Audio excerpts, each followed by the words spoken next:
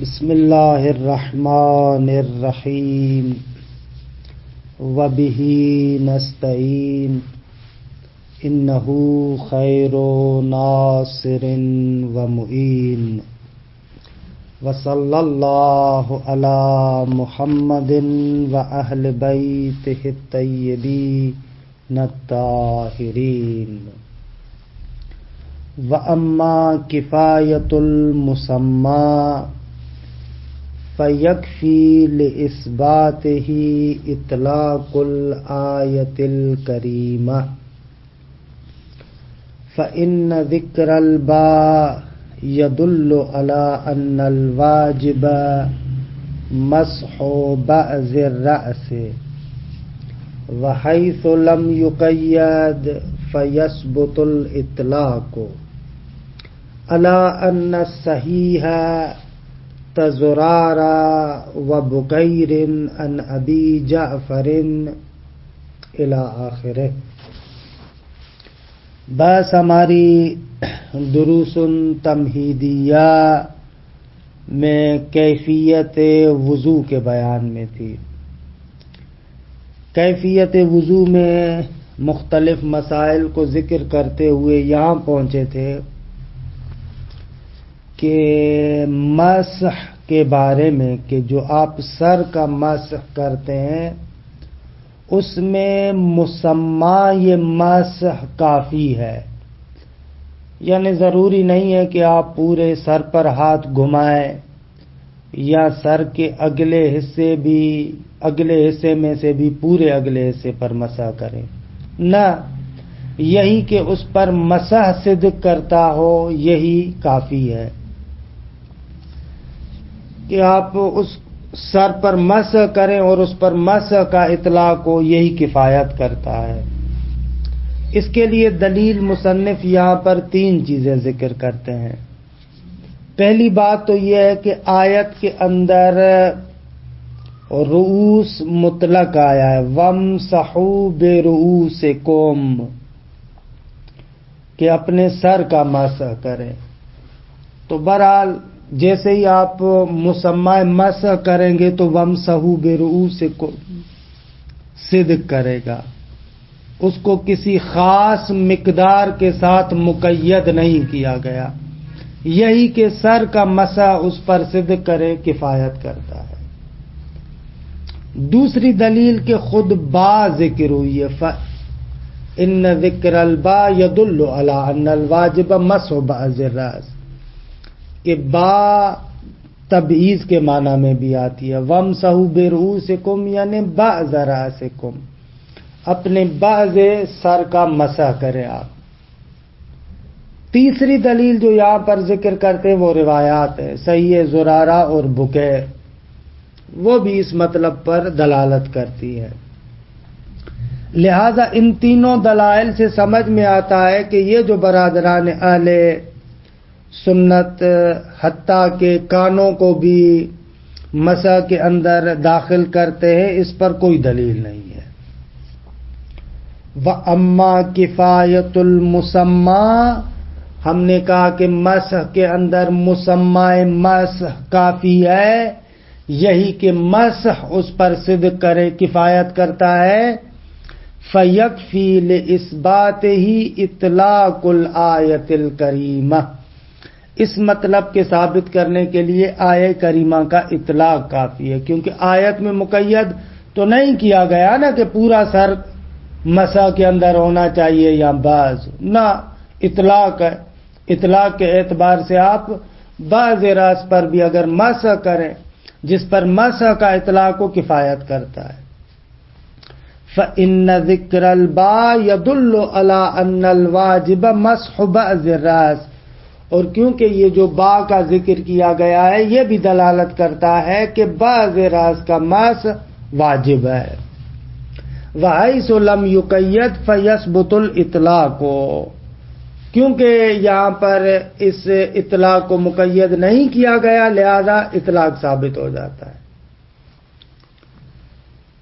عبارت کے اندر یہ جو با والی عبارت ہے اسی کو اطلاق کے بیان میں انہوں نے ذکر کیا ہے، حالانکہ ہم ان کو 3 علیحدہ دلائل بھی کر سکتے ہیں، جیسے کہ میں نے خارج میں ذکر کیا۔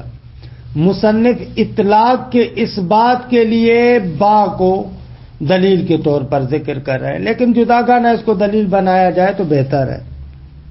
الا ان صحیحۃ زرارہ و بکیر عن ابی جعفر، اور اس کے علاوہ جو صحیح زرارہ اور بکیر ہے امام باقر علیہ السلام سے، وہ بھی مطلب پر دلالت کرتی ہے کہ امام علیہ السلام فرماتے ہیں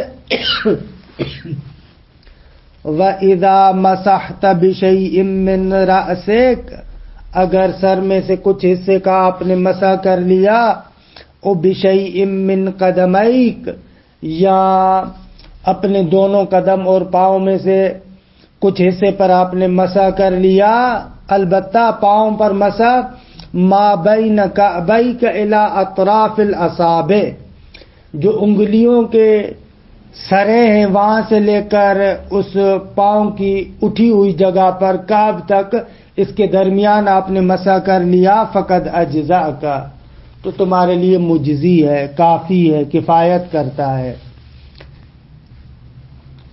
وغیرہ، اور اس صحیح زرارہ اور بکیر کے علاوہ اور بھی روایتیں ہیں۔ الا ان صحیحۃ زرارہ وغیرہ واضحۃ فی ذلک، اس مطلب کے اندر بالکل روشن ہے کہ مسمى سر کفایت کرتا ہے۔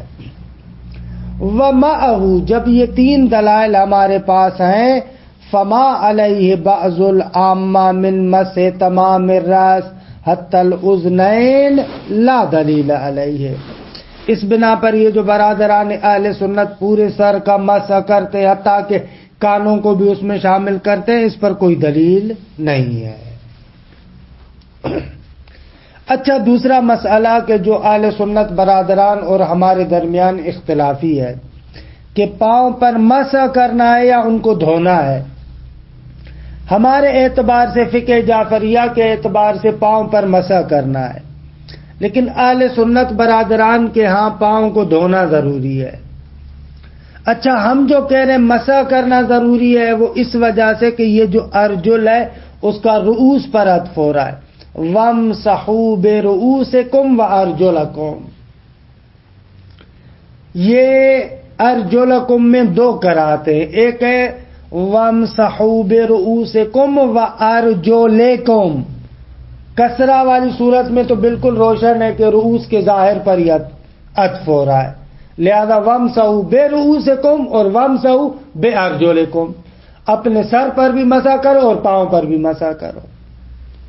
اور اگر وہ مشہور قرات مانی جائے وَامْسَحُوا بِرُؤُوسِكُمْ وَأَرْجُلَكُمْ، تو اس صورت میں بھی ارجلکم کا عطف ہوگا رؤوس کے محل پر، لہذا اس صورت میں بھی مسح کرنا ضروری ہو جائے گا۔ دونوں صورتوں میں چاہے رؤوس کے ظاہر پر آپ عطف کریں یا رؤوس کے محل پر عطف کریں، دونوں صورتوں میں مسح کرنا ثابت ہو جائے گا۔ اچھا، بعض حضرات کہتے ہیں جیسے برادران اہل سنت ہیں، وہ کہتے ہیں کہ ارجلکم کا عطف ہے وجوہکم پر، یعنی فاغسلوا وجوہکم وایدیکم الی وارجلکم، آپ چہرے دھوئیں، ہاتھ دھوئیں اور پاؤں کو بھی دھوئیں۔ تو برادران اہل سنت بھی ان دونوں قرأتوں کے بارے میں ایسے کہتے ہیں جس قرأت کے مطابق ارجلکم ہے اس کے اعتبار سے تو واضح ہے کہ وجوہکم پر عطف کریں گے، اور جو قرأت وارجلکم ہے تو وہ کہتے ہیں اس صورت میں بھی رؤوس پر عطف نہیں ہو رہا، عطف اسی وجوہکم پر ہے، لیکن ارجلکم اس کو کسرہ اس لیے پڑھ رہے ہیں، جر اس لیے پڑھ رہے ہیں کہ یہ جر مجاورت ہے، اور اس کی کلام عرب میں بہت ساری مثالیں ہیں۔ مثلا یہ جو مشہور مثال ہے جحر ضب خارب، حالانکہ ہے جحر ضب خاربون، خاربون خبر ہے جحر ضب کے لیے، لیکن ضب کی وجہ سے خارب جر بالمجاورت، پڑوس میں جر ہے تو لہذا اس کو بھی جر دے دی۔ یہاں پر بھی رؤوس جو اس کا ارجلکم کا پڑوسی ہے اس پر جر آئی ہے، لہذا اس پر بھی جر دے رہے ہیں۔ نہ ان کے یہ رؤوسکم پر عطف ہو رہا ہے، عطف اس کا وجوہکم پر ہے، لیکن اس کو جر بالمجاورت دے رہے. یہ برادران اہل سنت کا استدلال ہے. تو اس کا جواب یہ ہے کہ یہ توجیہ بالکل درست نہیں ہے. اس کو انسان کا عقل سلیم اور ذوق سلیم قبول نہیں کرتا. اولاً تو پہلی بات تو یہ ہے کہ اس بات پر کیا دلیل ہے؟ کوئی دلیل نہیں ہے کہ آپ کہیں کہ ارجلکم کا عطف ہو رہا ہے وجوہکم پر. پہلی بات تو یہ ہے. دوسری بات یہ کہ آپ آئیں اور جر بالمجاورہ کی توجیہ کریں. خوب کیسے ہو سکتا ہے کہ ایک کلام فصیح جو خداوند متعال نے قرآن کی شکل میں نازل کیا ہے اس کو آپ ایک غیر فصیح کلام پر آ کر حمل کریں؟ خوب عقل سلیم اس کو کہاں مانتی ہے. تیسری بات آپ کہیں کہ نہ بھائی جحر و ضب خیر بن وہ بھی کلام فصیح ہے. اگر آپ ایسے کہیں تو پھر بھی ہم جواب دیتے ہیں کہ اصلاً جر بالمجاورت کی یہ جگہ نہیں ہے، کیونکہ جر بالمجاورہ وہاں ہوتی ہے جہاں پر دونوں کے درمیان واو کا فاصلہ نہ ہو. یہاں پر واو کا فاصلہ ہے.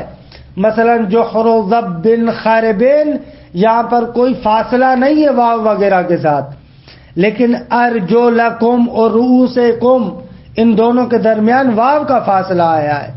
خوب اس فاصلے کی صورت میں مجاورت کہاں آ رہی؟ اور اس صورت میں تو جر بالمجاورت نہیں آتی. اصلاً ابن ہشام کو اٹھا کر دیکھے مغنی میں وہ بھی یہ قید لگاتا ہے. لہذا یہ جر بالمجاورت والی بات بھی غلط ہے. چوتھی بات یہ ہے کہ آغا حالت نسبی میں بھی آپ کی توجیہ بالکل غلط ہے. آپ ارجلکم کو وجوہکم پر عطف کر رہے ہیں اور درمیان میں اتنا کلام اجنبی کا فاصلہ وَأَيْدِيَكُمْ إِلَى الْمَرَافِقِ وَامْسَحُوا، یہ اتنا فاصلہ کلام اجنبی کا معطوف اور معطوف علیہ کے درمیان.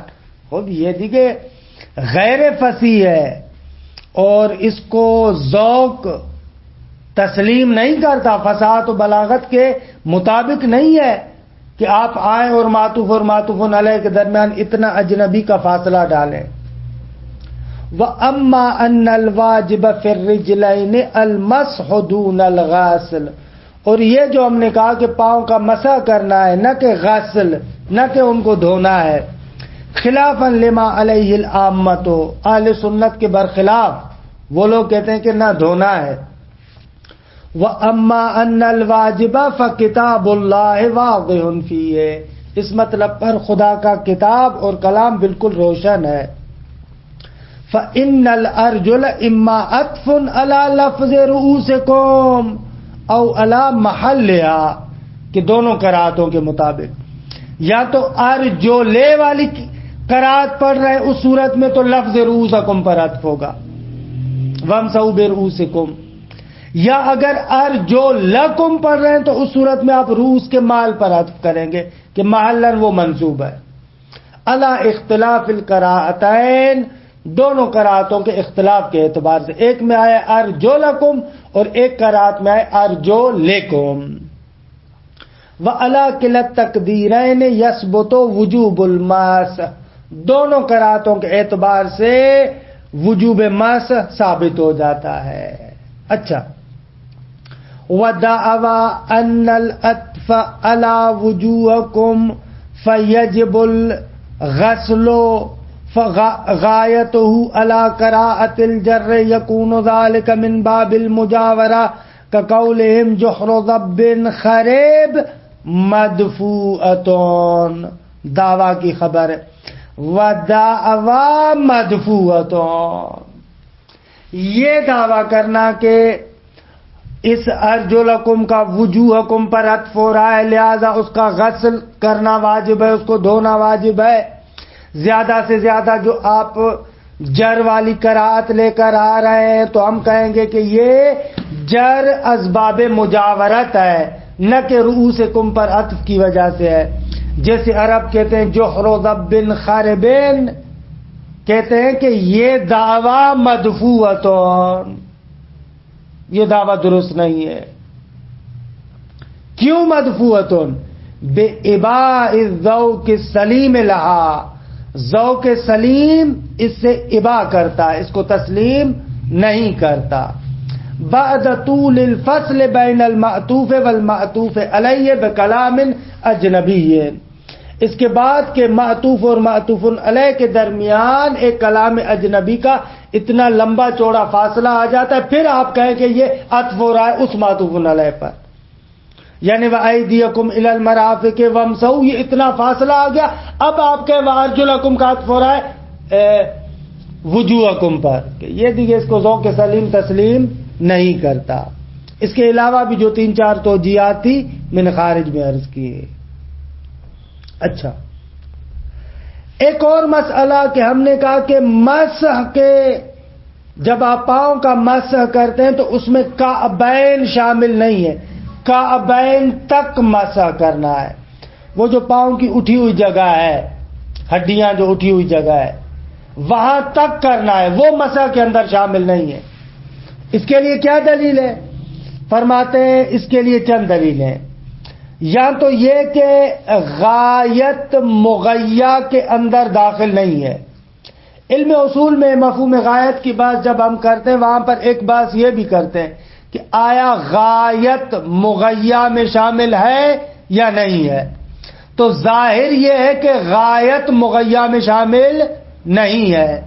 یہ جو کہا ہے کہ فاغسلوا وجوہکم وایدیکم الی المرافق وامسحوا برؤوسکم وارجلکم الی الکعبین، یہ الی الکعبین یعنی کعبین تک، نہ کہ کعبین بھی اس مسح کے اندر مغیّہ کے اندر شامل ہے. نہ، ظاہر یہ ہے کہ علم اصول میں ہم نے تفصیل سے اس کے بارے میں گفتگو کی ہے.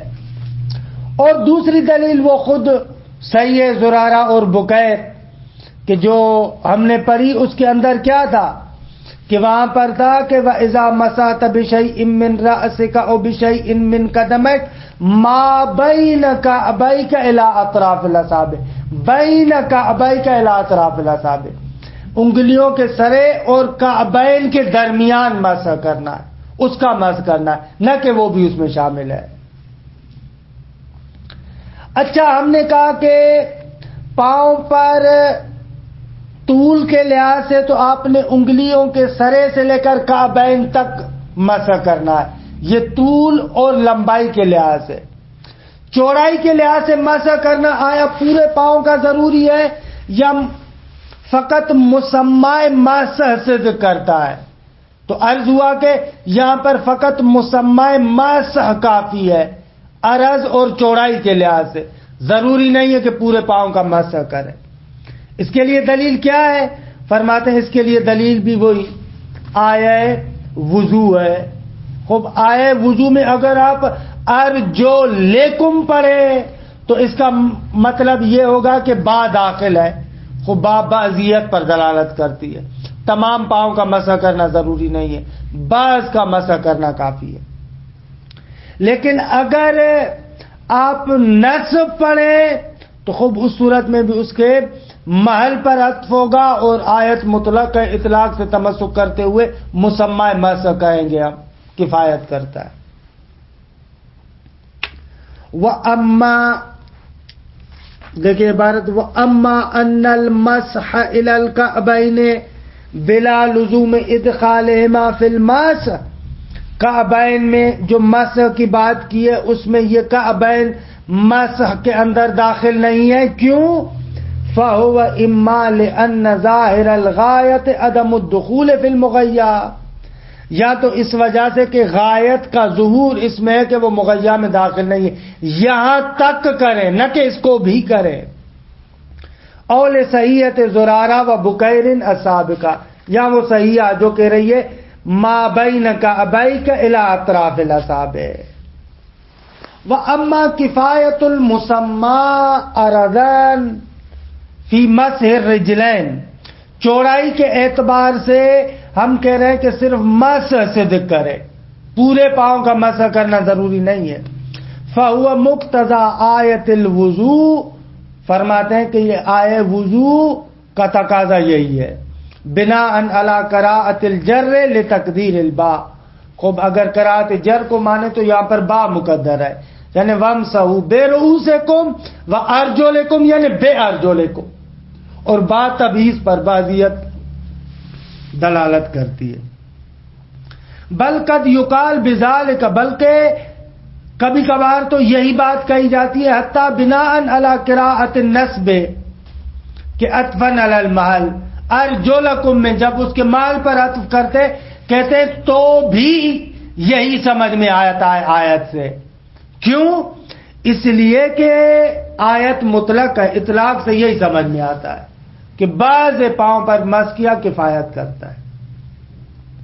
وَأَمَّا تَقْدِيمُ مَسْحِ الْيُمْنَى فَلِصَحِيحَةِ محمد بن مسلم عن ابی عبداللہ، اگر مسح میں پہلے سیدھے پاؤں کا مسح کرنا ہے، خوب اس پر دلالت کرتی ہے صحیح محمد بن مسلم جو امام صادق سے، امسح علی القدمین، اپنے دونوں پاؤں پر مسح کرو، وابدأ بشق الایمان، جو رائٹ طرف ہے سیدھا طرف ہے وہاں سے آغاز کرو۔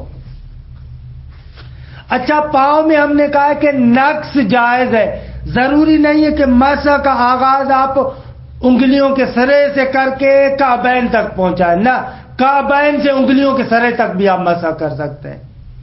دلیل آیت کا اطلاق، وَأَمَّا جَوَازُ النَّقْصِ فِي مَسْحِ الرَّأْسِ وَالْقَدَمَيْنِ، سر اور پاؤں کے مسح میں نقص جائز ہے، یعنی آپ جس طریقے سے کریں، آگے سے پیچھے کریں یا پیچھے سے آگے کریں، مسح دونوں جائز ہیں۔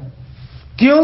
فَلِإِطْلَاقِ الْآیَةِ الْکَرِیمَہ، کیونکہ آیت کریمہ مطلق ہے، آیت میں یہ تو نہیں کہا گیا کہ یہاں سے یہاں تک، یہاں سے یہاں تک، نہ، آیت مطلق ہے۔ وَيُؤَكِّدُهُ فِي مَسْحِ الْقَدَمَيْنِ صَحِیحَةُ حماد بن عثمان عن ابی عبداللہ علیہ السلام، اگر پاؤں میں نقص جائز ہے مسح کے اندر، اس پر تو دلالت کرتی ہے صحیح حماد بن عثمان کہ مولا فرماتے ہیں لا بأس بمسح القدمین مقبلا و مدبرا، پاؤں کے مسح میں کوئی مسئلہ نہیں ہے کہ آپ مقبلا آگے سے پیچھے کریں، مدبرا یا پیچھے سے آگے کریں، مشکل نہیں ہے۔ ہم نے کہا تھا کہ مسح کے اندر ضروری ہے کہ وہی وضو کے پانی سے آپ مسح کریں، نیا پانی آپ نہ لے کر آئیں۔ وَأَمَّا لُزُومُ قَوْنِ الْمَسْحِ رَأْسِ وَالْقَدَمَيْنِ بِمَاءِ الْوُضُوء، وہی جو وضو کے پانی کی رطوبت ہے اسی کے ذریعے سے مسح کرنا ہے۔ فَلِصَحِیحَةِ زُرَارَةَ عن ابی جعفر، صحیح زرارہ جو امام باقر علیہ السلام سے ہے وہ اس مطلب پر دلالت کرتی ہے۔ وَتَمْسَحُ بِبَلَّةِ يُمْنَاكَ نَاسِيَتَكَ وَمَا بَقِيَ مِنْ بَلَّةِ يُمْنَاكَ ظَهْرَ قَدَمِكَ الْيُمْنَى وَتَمْسَحُ بِبَلَّةِ يُسْرَاكَ ظَهْرَ قَدَمِكَ الْيُسْرَى۔ اس صحیحہ میں آیا کہ مولا امام باقر علیہ السلام فرماتے ہیں کہ آپ مسح کریں گے سیدھے ہاتھ کی رطوبت سے اپنے سر پر اور ناسیہ پر، وہ جو پیشانی ہے وہاں پر، پیشانی کے اوپر جو ہے نا یہ ناسیہ، وہاں پر مسح کریں گے، اور جو آپ کے سیدھے ہاتھ کی رطوبت ہے اس سے مسح کریں گے، پھر سیدھے ہاتھ کے یعنی سیدھے طرف والے پاؤں پر، اور الٹے طرف کے ہاتھ کی رطوبت سے الٹے پاؤں پر آپ مسح کریں گے۔ وَتَمْسَحُ بِبَلَّةِ يُمْنَاكَ نَاسِيَتَكَ، دائیں ہاتھ کی رطوبت سے آپ پیشانی پر یعنی سر پر مسح کریں گے۔ وَمَا بَقِيَ مِنْ بَلَّةِ يُمْنَاكَ، دائیں ہاتھ کی رطوبت سے آپ مسح کریں گے ظَهْرَ قَدَمِكَ الْيُمْنَى، دائیں پاؤں کے اوپر۔ وَتَمْسَحُ بِبَلَّةِ يُسْرَاكَ، بائیں ہاتھ کی رطوبت سے مسح کریں گے ظَهْرَ قَدَمِكَ الْيُسْرَى، بائیں پاؤں کے اوپر، وغیرہ، اور اس کے علاوہ بھی اور دلائل ہے کہ الحمدللہ اس طریقے سے کیفیت وضو کے بارے میں ہماری بات تمام ہوتی ہے۔ وصلی اللہ علی محمد و آل بیت۔